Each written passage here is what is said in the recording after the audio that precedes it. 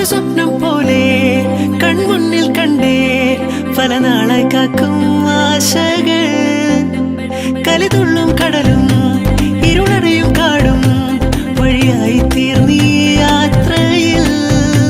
അനുരാഗം തോന്നിപ്പോയ അവരെന്റേതാകും പോലെ അപരാധം എന്നും നീയല്ലോ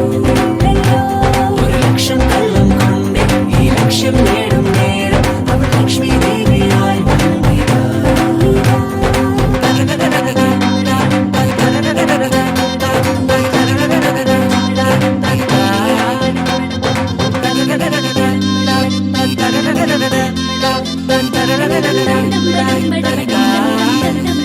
ഒരു സ്വപ്നം